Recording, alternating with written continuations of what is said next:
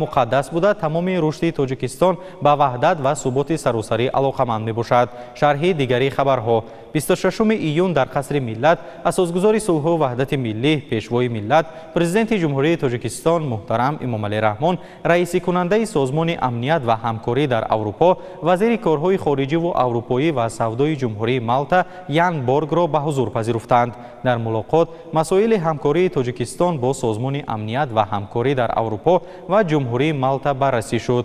ما از روزهای نخستین راهاندازی مناسبت‌ها با سازمان آمادگی خود را برای گسترش همکاری‌های سودمند اظهار کرده بودیم، تاکید داشتند پرزیدنت کشور محترم امامعلی رحمان. جانب‌ها مجموعه مسائل مبرم منطقوی و گلوبالی، اینچنین توسعه مناسبت‌های نظامی و سیاسی و اقتصادی و محیط زیستی در چارچوب سازمان امنیت و همکاری در اروپا را محاکمه نمودند. جهت پیشگیری و کاهش دادن عاقبت‌های منفی تغییرآبی اقلیم، گرمشوی بی‌سابقه، آبخیزی، خشکسالی‌های پی در پی، سوختار و دیگر آفت‌های طبیعی، همکاری زیچ و فعال کشورهای اشتراکدار سازمان ضرور شمرده شد. در ادامه صحبت جانب‌ها دایر به حل مشکلات امنیتی، مبارزه با جنایت‌های کیبری و پیشگیری از سوء استفاده اینترنت به مقصد تبلیغ و تشویق تندگرایی و افراطگرایی و زورآوری اندیشه‌رانی نمودند. در مورد رابطه‌های دوجانبه از سطح همکاری دو کشور در دایره سازمان‌های بین‌المللی و منطقوی به خصوص سازمان ملل متحد و اتحاد اروپا اظهار قناعتمندی کرده شد.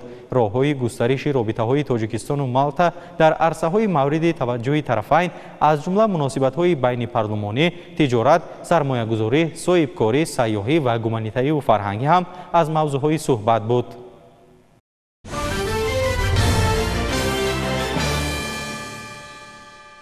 28 ایون باشد تحت ریاست اساسگزار صلح و وحدت ملی پیشوای ملت پرزیدنت جمهوری تاجیکستان رئیس حکومت جمهوری تاجیکستان محترم امامعلی رحمان مجلس حکومت جمهوری تاجیکستان برگزار گردید.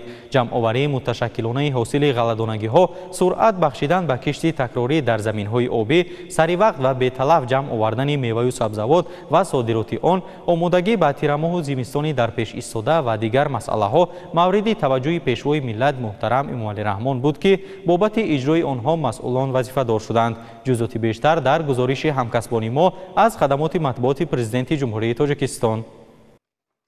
28 ایون تحت ریاست اساسگزار صلح و وحدت ملی پیشوای ملت پرزیدنت جمهوری تاجیکستان رئیس حکومت جمهوری تاجیکستان محترم امامعلی رحمان مجلس حکومت جمهوری تاجیکستان برگزار گردید.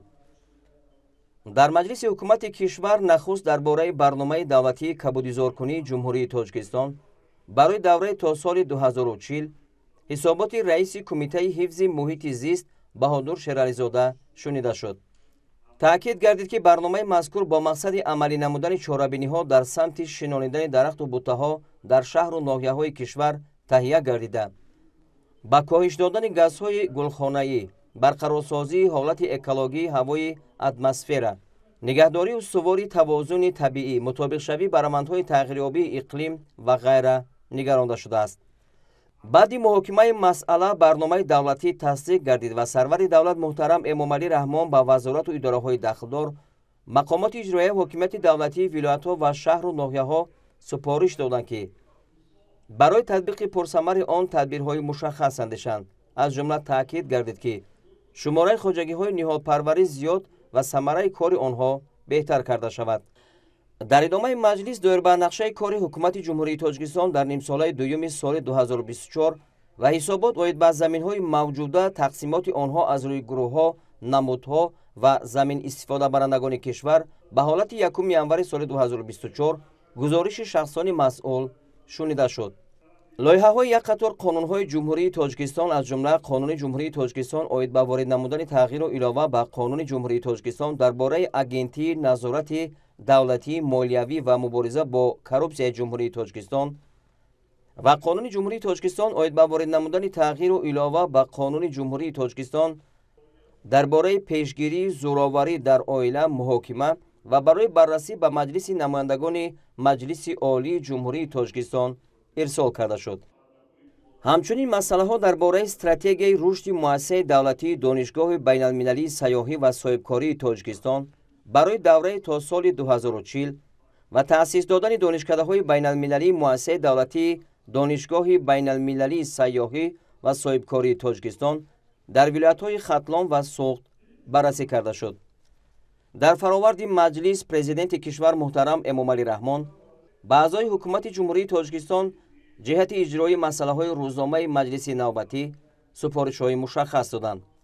дастурҳои дигар доир ба ҷамъоварии муташаккилонаи ҳосили ғалладонагиҳо, сурат бахшидан ба кишти такрорӣ дар заминҳои обӣ, сари вақт ва беталаф ҷамъовардани меваю сабзавот ва содироти он, омодагӣ ба тирамоҳу зимистони дар пеш истода, бунёду таъмири муассисаҳои таълимӣ ва омодагии ҳамаҷониба ба соли нави хониш, ҳамчунин вусъат бахшидан ба корҳои ободонӣ ҷиҳати истиқболи сазовори ҷашни 35-солагии истиқлоли давлатии ҷумҳурии Тоҷикистон дода шуд.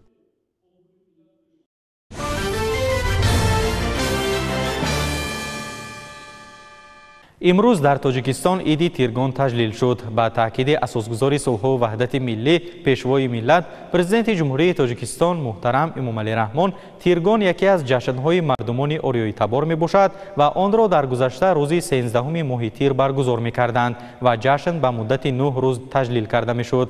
имрӯз дар муассисаи давлатии боғи Ирами шаҳри Душанбе ҷашни Тиргон бо баргузории иди зардолу ва намоиши хушкмеваҳои Тоҷикистон гузаронида шуд. шарҳи бештар дар гузориши ҳамкорони мо.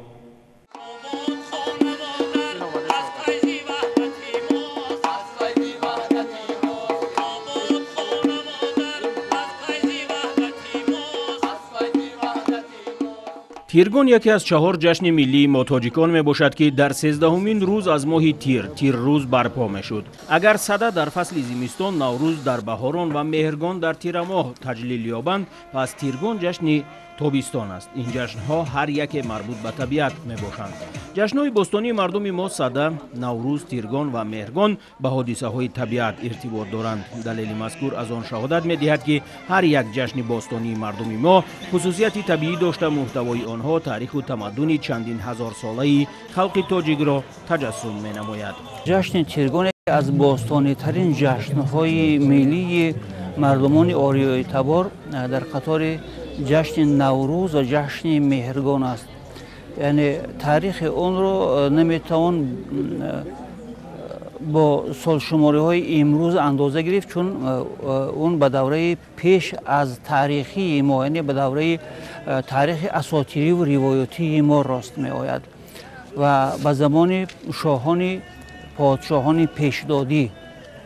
бинобар ин ин ҷашн ё дурусттараш бигӯем ин маросим таърихи хеле қадим дар умқи таърихи миллати мо дорад. бо ташаббусҳои пешвои муаззами миллат, асосгори сулҳу ваҳдати миллӣ муҳтарам Эмомалӣ Раҳмон, ин ҷашнҳои миллии мо дубора эҳё мешаванд ва хуб моро имрӯзи моро бо дирӯзи мо мепайванданд.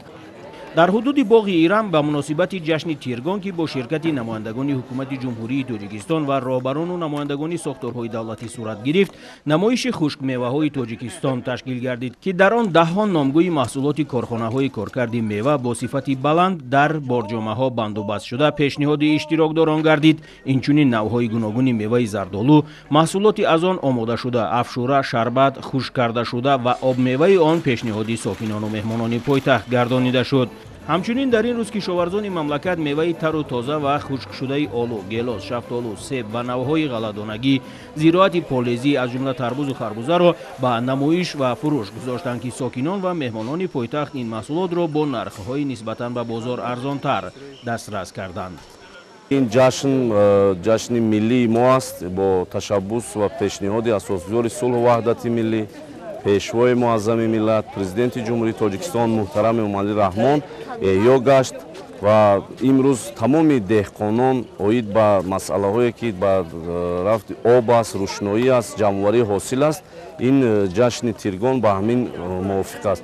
агар аз таърих назар намоем, ин ҷашн ба 1 июл рост меояд ки дар таърих бисёртар дар таърих хонда истодаем ки ҳамин ҷашни иди обпошӣ, ҷамъоварии ҳосил, меваҳое ки пештар тайёр мешаванд, ҳамин будааст ки дар замони пеш мо мардуми Ориёи Табор ҳамин ҷашнҳоро доштем ва имрӯз бо ташаббуси пешвои муаззами миллат ин ҷашнҳо эҳё гашт ва имрӯз дар ҳамаи ҳудуди ҷумҳурӣ این جشن تیرگان و در برابر دیگر جشن‌های ملی ما جشن گرفته می شود. باید گفت که تیرگانро ایدی کشاورزان نیز меноманд. олимони соҳаи кишоварзӣ дар ин ҷо дастовардҳои илмияшонро ба намоиш гузоштанд. باعث افتخار است که با دستگیری اساسگار صلح و وحدت ملی پیشوای ملت پرزیدنت جمهوری تاجیکستان محترم امومالی رحمان عید تیرگان دوباره احیا گردید و در عرفه جشنگیری این عید دانشگاه اگراری تاجیکستان تصمیم گرفته است که تمام اون دستاوردها و اون عرف و عادت‌هایی که به واسطه به عید تیرگان وابستگی دارد پیشکش تماشابینان گرداند و امروز از طرف کیبانی‌های دانشگاه اگراری تاجیکستان یک چند خوراکی‌هایی که به واسطه به عید تیرگان وابستگی این خوراکی‌های حلیم، خوراکی دلده، خوراکی و دیگر خوراکی‌هایی که به وابسته به عید تیرگان است پیشنهاد کرده شده است و بغیر از این دانشگاه اگراری تاجیکستان توانست اون عرف و عادت‌ها یعنی اشگلان، کوزه‌گردان، فالبینان و دیگر عرف و عادت‌هایی که به واسطه به عید وابستگی دارد پیشنهاد نمودند. ҷашни тиргон дар радифи ҷашнҳои сада, наврӯз ва меҳргон ҷашни мавсимии кишоварзон буда дар фасли тобистон айёми расиши гандум ва ҷамъоварии он баргузор мегардид. барои расиши гандум ва гузарондани кишти такрории зироат ба кишоварзон ҳатман об лозим буд. аз ин лиҳоз мардум бо шодиву нишод ҷашни тиргонро баргузор намуда хоҳишманд буданд ки борон бошад ва аз хушксолӣ нишоне набошад. тибқи иттилои вазорати кишоварзии мамлакат то 1 июни соли равон дар ҷумҳурӣ 206 000 гектар боғу тогзорҳо бунёд гардидааст. дар тоҷикистон истеҳсоли меваҳои тару тоза то аввали моҳи июн 28,4 000 тоннаро ташкил дода, нисбат ба ҳамин давраи соли гузашта 1,6 000 тонна зиёд аст. аз ҷумла истеҳсоли зардолу 16 000 тонна буда, нисбат ба ҳамин давраи соли гузашта 143 тонна зиёд аст. имрӯз дар саросари кишвари азизамон иди мубораки тиргон, зардолу ва хушмевагиҳои ҷумҳурии тоҷикистон ҷашн гирифта шуда истодааст. ноҳияи файзобод ки ноҳияи аграрӣ мебошад, аз ин ид рӯҳбаланд буда тамоми деҳқонош аз хушмевагиҳо ва зардолу ва тамоми неъматҳои шадбори ноҳия пешкаши пойтахти азизамон гардониданд. бо дастуру ҳидоятҳои пешвои муаззами миллат муҳтарам эмомалӣ раҳмон ки ҷашни тиргон соли дуюм аст дар қаламрави кишвар баргузор мегардад ва ин пеш аз ҳама барои огоҳӣ намудани деҳқонон ва кишоварзон дар самти ҷамъоварӣ ғалладонагию мевагиҳо ва инчунин гузарондани кишти такрорӣ дар кишвар мебошад. ва имрӯз кишоварзони шаҳри Ҳисор бо як дастовардҳои хуб ба боғи фарҳангии ирами шаҳри Душанбе бо як дастоварди хуб иштирок намуда истоданд ва инчунин чӣ тавре ки ба ҳамагон маълум аст, мо шумо имрӯз шоҳид ҳастем аз қабили мевагиҳо ва инчунин маҳсулоти нонӣ ва хушмевагиҳо ки дар ин ҷо ба намоиш гузошта шудааст. ин ҳама аз шарофати сиёсати хиратмандонаи асосгузори сулҳу ваҳдати миллӣ ки барои ғанӣ гардонидани бозорҳои дохилӣ ва инчунин захираи дусолаи хонаводаи тоҷикистони азизамон ба миён омадааст. дар хизмати тантанавии чорабинӣ бо расонидани паёми табрикии асосгузори сулҳу ваҳдати миллӣ пешвои миллат президенти ҷумҳурии тоҷикистон муҳтарам эмомалӣ раҳмон, ёрдамчии президенти ҷумҳурии тоҷикистон оид ба масъалаҳои рушди иҷтимоӣ ва робита бо ҷомеа Абдулло Раҳмонзода иброз дошт ки эҳёи ҷашни тиргон ки ба об ҳамчунин ба омодагии деҳқонон ба давраи ҳосили гандум иртибот дорад ниҳоят муҳим буда баҳри равнақ ёфтани соҳа мусоидат менамояд. дар баробари гиромидошти ҷашнҳои наврӯз, сада ва меҳргон эҳёи ҷашни тиргон низ ба манфиати миллат мебошад. мавсуф зикр дошт ки тавре пешвои миллат дар ин маврид таъкид намуданд маросиму суннатҳои ин ҷашнҳои бостонӣ гувоҳӣ медиҳанд ки тоҷикон ва дигар халқҳои ориёӣ аз қадим ба заминдорӣ, ҳунармандӣ ва чорводорӣ машғул буда ба табиат муҳаббати хоса доштанд. онҳо дигаргуниҳои табиатро эҳсос карда барои қонеъ сохтани ниёзҳои рӯҳиву равонии худ оину ҷашнҳо, ниёишу ривоятҳо ва мусиқиву сурудҳое эҷод кардаанд ки умеду орзуи одамон дар онҳо самимӣ, табиӣ ва гуворо ифода ёфтанд. дар интиҳои ҳамоиши тантанавӣ ба муносибати ҷашни тиргон иштирокдорони фаъол бо диплом, инчунин вазорату идораҳо ва мақомоти иҷроияи ҳокимияти давлатии шаҳру ноҳияҳо бо сипосномаи вазорати кишоварзии ҷумҳурии тоҷикистон сарфароз гардонида шуданд. барномаи мукаммали консертӣ тантанаҳои ҷашни тиргон дар боғи ирами пойтахтро анҷом бахшид.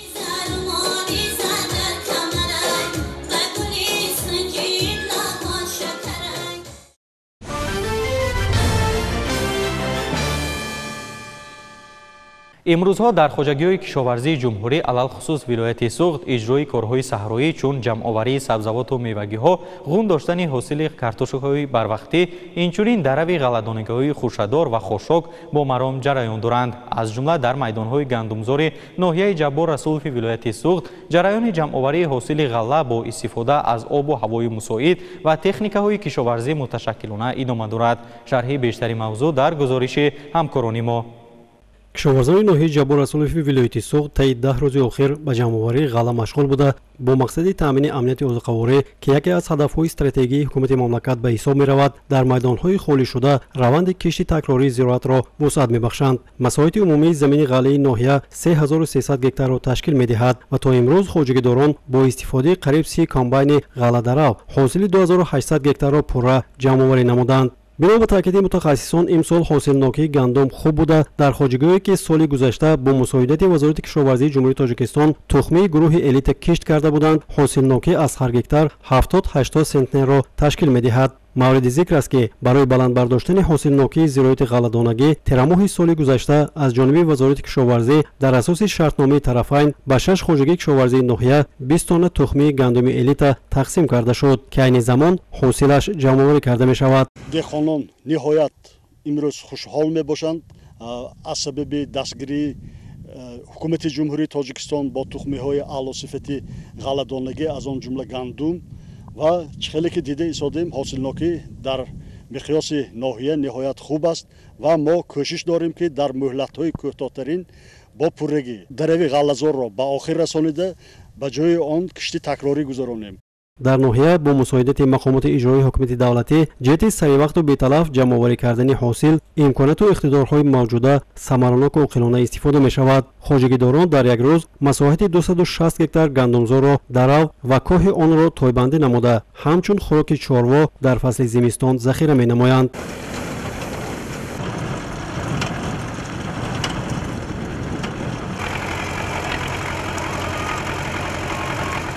кишоварзон барои гирифтани ҳосили дилхоҳ дар баробари истифодаи тухмии серҳосилу ба касалиҳо тобовар риояи саривақтии қоидаҳои агротехникӣ аз қабили таъмини зироат бо обу ғизоро ҳатмӣ ва муҳим арзёбӣ мекунанд. дар хоҷагии деҳқонии яккатути ноҳия ки дар масоҳати 34 гектар ғалладонагиҳои хушадор аз қабили ҷаву гандум кишт карда шудааст. барои ҷамъоварии ҳосили пухтарасида техникаву механизми зарурӣ мавриди истифода қарор дорад.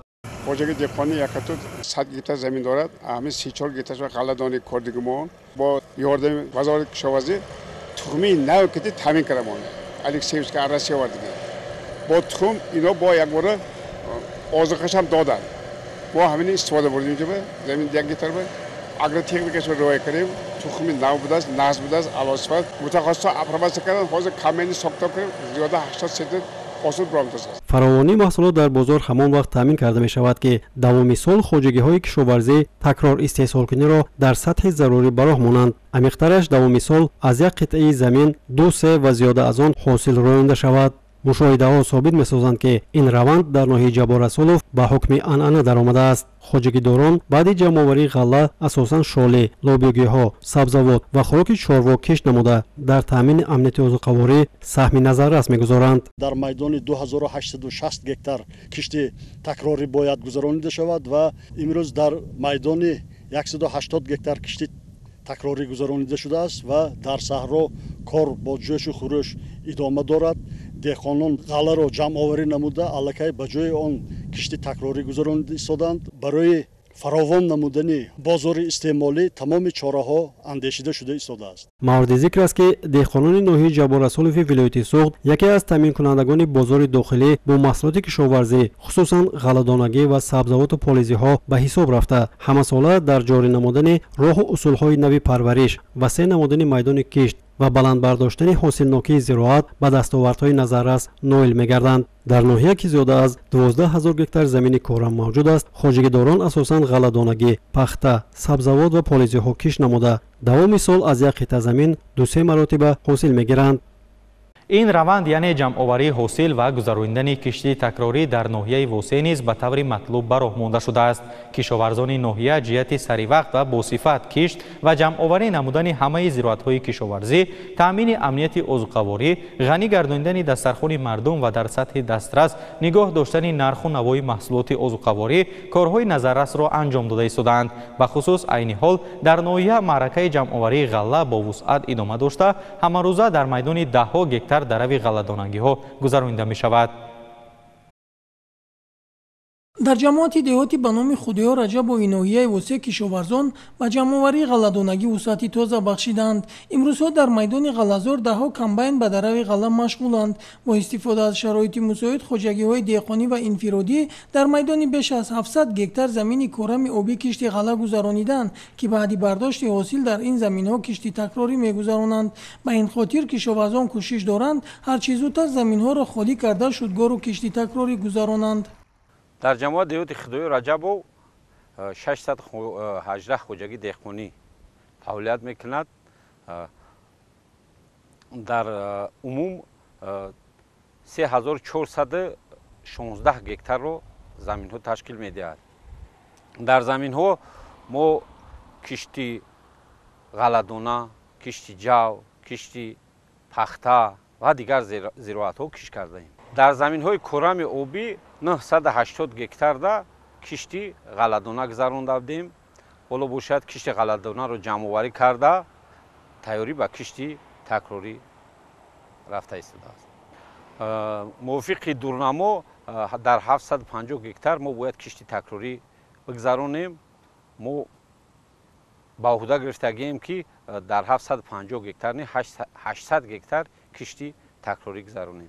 дар кишти такрорӣ асосан заминҳое ки аз картошка, пиёз холӣ карда будем, кишти пунбандона гузарондем ва заминҳое ки аз ғалладона холӣ кардагием, ҳоло кишти ҷоримакаи дон гузаронда истодаем. аксари хоҷагидорон аллакай дар кишти такрорӣ пунбадона, ҷуворимака ва дигар намуди маҳсулот киш карданд ва ин раванд идома дорад. дар баъзе қидаҳои замин полезӣ низ кориданд, ки баъди 10 рӯз ҳосили онро ба бозору марказҳои савдо мебароранд. самти асосии кишоварзони ҷамоати мазкур бошад пахтакорӣ аст. аз ин рӯ ҳамасола дар қисмати зиёди заминҳояшон пахта кориданд. имсол нашъунамои зироати пахтаро дар заминҳои ин ҷамоат хуб арзёбӣ мекунанд. мувофиқи дурнамо дар майдони 800 гектар мо кишти пунбадона гузарондагием, ки ҳоло бошад нашъунамои пахта бениҳоят хуб аст. обмунӣ якумро ҳозир мо гирифтем. дар ҷамоати мо асосан пахтаҳои намуди хитоиро киш кардаанд, ки муҳлати 2-3 сол аст мо ҳами пахта ҳосили хуб ба даст меорем. имсолам аз ҳамин тухмиҳои хитоӣ истифода бурдагием. ҳоло дар ҳамаи хоҷагиҳои ҷамоати деҳоти ноҳияи восеъ ҷамъоварии ғалладонагиҳо ва омодагӣ ба кишти такрорӣ идома дорад. ба иттилои раёсати кишоварзии ноҳияи восеъ давоми 20 рӯзи дигар дарави ғалладонагиҳоро пурра ба анҷом расонида, мувофиқи нақшаи дурнамо дар заминҳои холишуда кишти такрорӣ мегузаронанд. ҳукумати ҷумҳурии тоҷикистон барои татбиқи густурдаи ислоҳоти соҳаи кишоварзии мамлакат тадбирҳои муассирро амалӣ мекунад. чорводорӣ яке аз соҳаҳои сердаромад ба ҳисоб меравад ва бо дар назардошти ин кишоварзон ҳамасола саршумори чорворо афзоиш медиҳанд. айни замон дар ноҳияҳои кӯҳистони мамлакат мавсими алафдаравӣ ва захираи хӯроки чорво идома дорад. рафти ин маъракаро дар ноҳияи ховалинг ҳамкоронамон ширинҷон сафарзода ва сайфиддин исмоилов дар гузориши худ пайгирӣ карданд. сокинони ноҳияи ховалинг аслан ба чорводорию боғдорӣ машғуланд ва ҳамасола саршумори чорворо афзоиш дода истеҳсоли гӯшту маҳсулоти шириро зиёд менамоянд. натиҷаи боришоти зиёд дар фасли баҳори имсола дар талу теппаҳо ва заминҳои корами ноҳия сабзиши алафҳои табииро беҳтар намуд ва бо истифода аз ҳамаи шароитҳои муҳайё гардида хоҷагиҳои чорвопарвар ва сокинон ба ҷамъоварии хӯроки чорво машғуланд. сокинон мегӯянд чанд соли охир чунин сабзиши алафро дар ёд надоранд. дар ҳамаи шаклҳои хоҷагидорӣ кишоварзон техникаҳоро ба саҳро бароварда ҷамъоварии алафҳои табииро вусъат мебахшанд. дар ин талу теппаҳо гиёҳҳои шифобахш зиёд мерӯянд, ки дар солиму фарбеҳ гардидани чорво мусоидат мекунад. техникаҳои алафдаравӣ бо риояи қоидаҳои бехатарӣ ҳамарӯза даҳҳо гектар алафзоро дарав мекунанд. айни замон дар ноҳия дарав ва ҷамъоварии хӯроки чорво муташаккилона идома дорад. вобаста бо бароингариҳои имсол алафзори ноҳия хеле хуб шуда ҳосили баланд дода истодааст. имрӯз дар ноҳия ҳамаи механизму олатҳои дарав барои дарав омода карда шуда то ба имрӯз дарави якуми юнусқа ба охир расонида шуда нақшаи пешбинишуда ки 25353 тонаро ташкил медиҳад. ният дорем ки то ба охири мавсим зиёда нақса дарави хӯроки чорворо ба охир расонем. мавриди зикр аст ки таи чанд соли охир аз камборишӣ дар фасли баҳор кишоварзон дар ҷамъоварии коҳу беда ва алафҳои табиӣ мушкилӣ доштанд. нархи хӯроки дурушти чорво низ ба маротиб боло рафта буд. имсол бошад ин мушкилот паси сар шудааст ва ҳар як хоҷагидор кӯшиш дорад захираи дусолаи хӯроки чорвояшро таъмин намояд. дар баробари техникаҳои алафдарав ҷамъоварии алафҳои табиӣ тариқи дастӣ низ идома доранд. ҷавонон бо истифода аз таҷҳизоти муосири хурди алафдаравӣ ҳам барои чорвои хеш ва ҳам барои ба фурӯш баровардан алаф медараванд. орзуҷон дар ин рӯзҳо хеле серташвиш аст ва баъди дарави талу теппаҳои назди деҳааш алафҳои байни қатори дарахтони боғро дарав карда истодааст. солҳои пеш хеле дост ҳами чалавро қати дарав мекардем. ҳозир бошад хеле асбобҳои нав ромагӣ хеле нағзанда мақсад чанд баробар хубтар аю ҳам тарзи кор карданаш ҳам тарзи мақсад ҷамъоварии кардона нағзай хеле вобастаи замин мекунам. мақсад алафи агар мақсад рост боша хеле дарав мекунем. чанд баробар зиёдтар ай дости чалавро дарав мекунем. мардум ҳамин техникаҳои нав истифода мебаранд барои дарав карданашон. бо бисёриёш мақсад медараванд ҳамин заминҳои алафҳоро мефурӯшанд бо мақсад ба дигар одамо. нағзае хеле беҳтарада хеле беҳтара барои хоҷаги қишлоқам техникаҳо.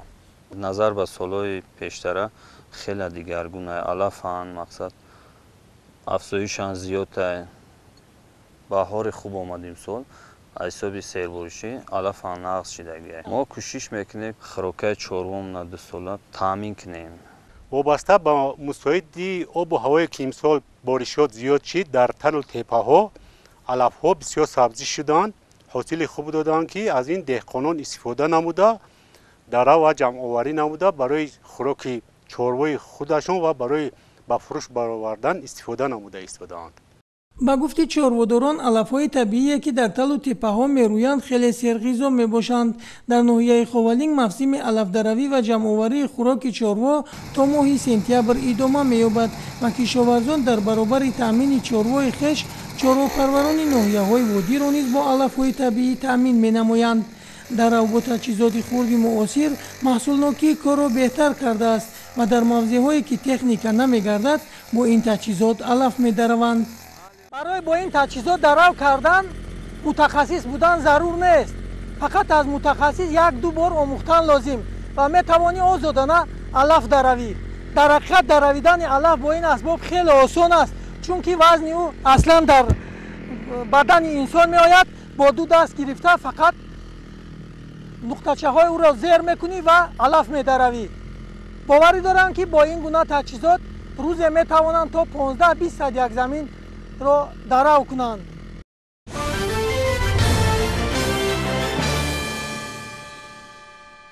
ҷиҳати дар амал татбиқ намудани ҳадафи чоруми миллӣ саноати кунонӣ бо суръат дар шаҳру ноҳияҳои кишвар тадбирҳои амалӣ андешида мешаванд. дар ҳамин замина дар шаҳри хуҷанд шароити мусоид барои соҳибкорон муҳайё гардонида шудааст. шароити созгори фаъолият имконият фароҳам овардааст ки соҳибкорон коргоҳу корхонаҳои саноатӣ бунёд намуда дар истеҳсоли маҳсулоти саноатӣ ва муҳайё намудани ҷойҳои нави корӣ саҳмгузор бошанд. мавзӯъро ҳамкоронамон дар гузориши худ пайгирӣ намуданд.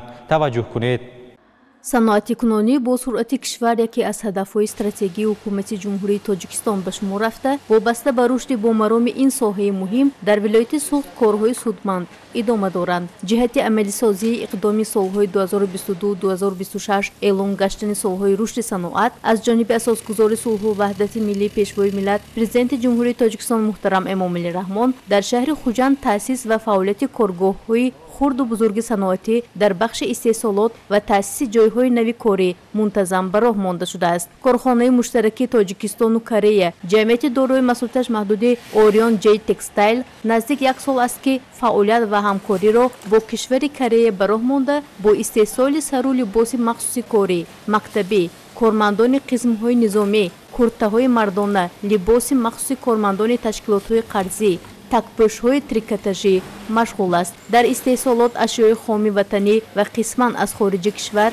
мавриди истеҳсол ва дӯхти сару либоси гуногун қарор мегирад. тавассути ташкили коргоҳи азими саноатӣ 150 нафар сокинони маҳаллӣ ва занону духтарон ба кор ҷалб карда шуда, онҳо бо маоши хуб, хӯроки гарм ва нақлиёти хизматӣ таъминанд. коргоҳи Orion J Textile аз 12 хати корӣ, дӯзандагӣ, бурандагӣ, корҳои дастӣ, рангу пардозгарӣ, юрмадӯзӣ, дарзмолкунӣ, қолабдиҳӣ, аз назаргузаронӣ, назорати сифат ва ғайра иборат аст. асосгузори сулҳу ваҳдати миллӣ пешвои миллат муҳтарам Эмомалӣ Раҳмон рушди соҳаи саноатро ҳамчун воситаи ноил гаштан ба ҳадафҳои миллӣ муайян карда, дар қатори ҳадафҳои муҳими стратегӣ шомил карданд. ҷиҳати расидан ба ин ҳадафи чоруми стратегӣ ва дар асоси дастуру ҳидоятҳои пешвои миллат баҳри фароҳам овардани шароити мусоид барои пешбурди фаъолияти соҳа пайваста чораҳои зарурӣ роҳ андозӣ мегардад. бинобар аҳамияти бузурги соҳаи саноат дар рушди минбаъдаи кишвар ва паст кардани сатҳи бекорӣ,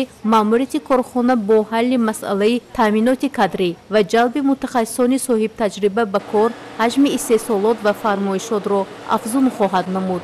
тибқи нақша ва дурнамо, коргоҳ омода аст боз 350 ҷойҳои нави корӣ ташкил намояд. ба гуфти масъулини соҳа 20% маҳсулот ба Федератсияи Русия содирот шуда, маҳсулот тибқи фармоиш истеҳсол мегардад. дар ошёнаи дуюми коргоҳ маркази таълимӣ барои омӯзиши касби дӯзандагӣ амал мекунад, ки занону духтарон тӯли 2 моҳ таълими дӯзандагӣ гирифта бо сертификати касбӣ таъмин мешаванд. муассиси ширкати мазкур ният дорад ки дар тӯли солҳои 2022-2026 ки солҳои рушди саноат эълон гаштааст, ҳаҷми истеҳсолот ва фармоишотро афзун намуда, дар таъмини бозори дохилӣ бо маҳсулоти ватанӣ саҳм гузорад.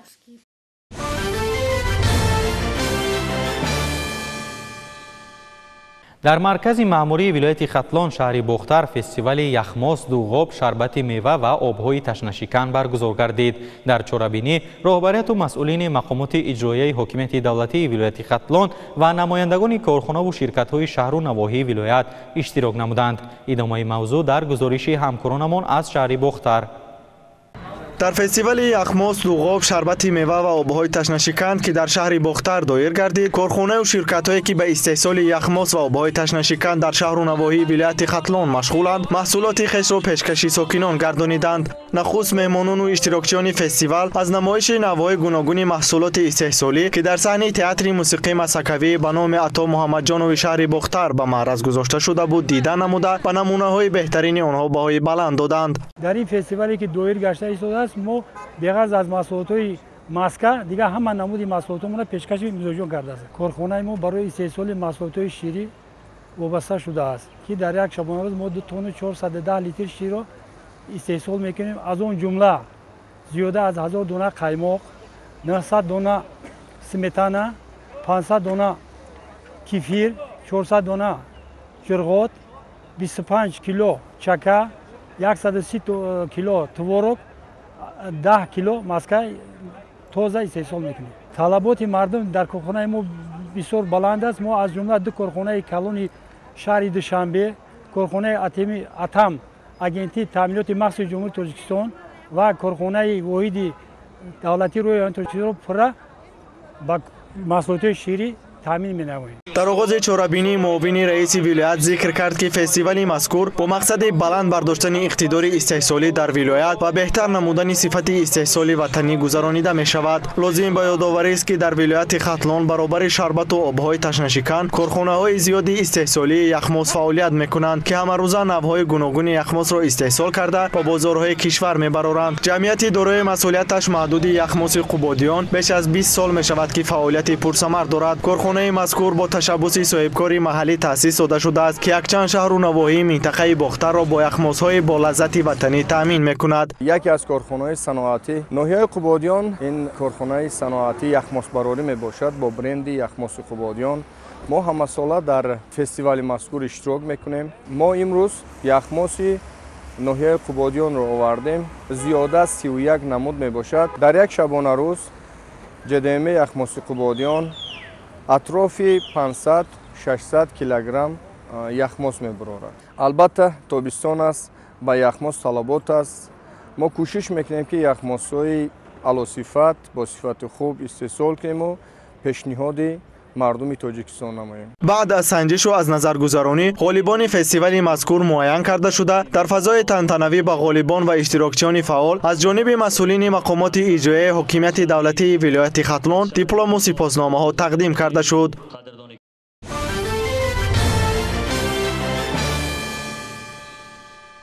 روزهای 27-28 ایون بیش از 200 اثر رسامان جوان تاجیکستان و چین در نمایشگاه بین المللی صنعت تصویری نورسان و جوانان که تحت عنوان جهان آینده در آثارخانه ملی تاجیکستان به معرض تماشا گذاشته شد. کمیته کار با جوانان و ورزش نزد حکومت جمهوری تاجیکستان در یکجایگی با ساختارهای دخلدار جمهوری مردمی چین از سازمان دهندگان نمایشگاه بین المللی صنعت تصویری نورسان و جوانان میباشند.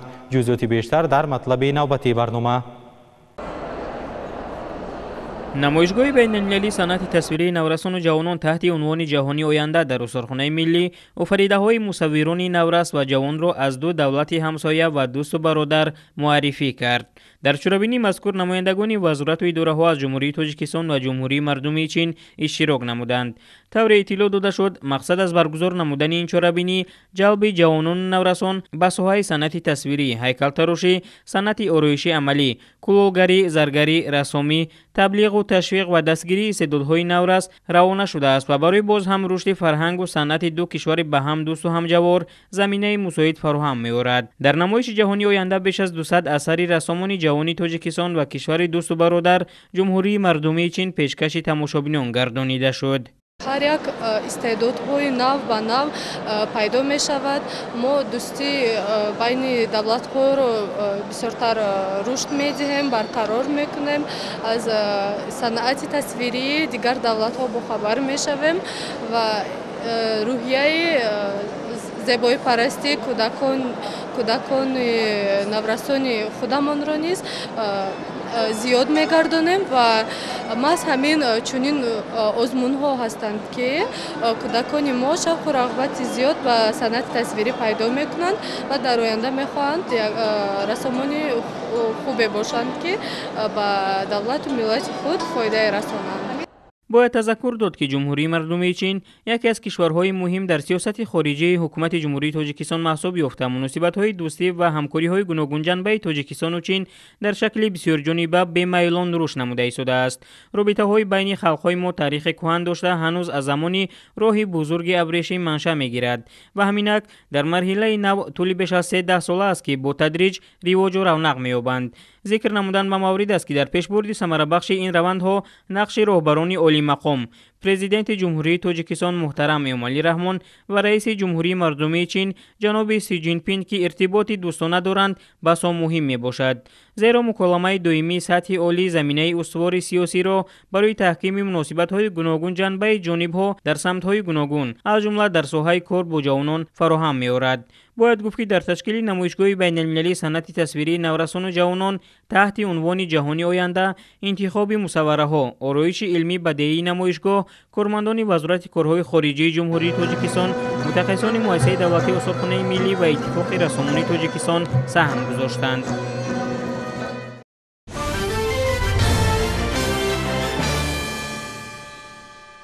بینندگان گرامی، این بود مهمترین خبر و واقعات 7 روز گذشته که ما آن را توسط برنامه اطلاعاتی و تحلیلی جنبست هفته منظورتان نمودیم.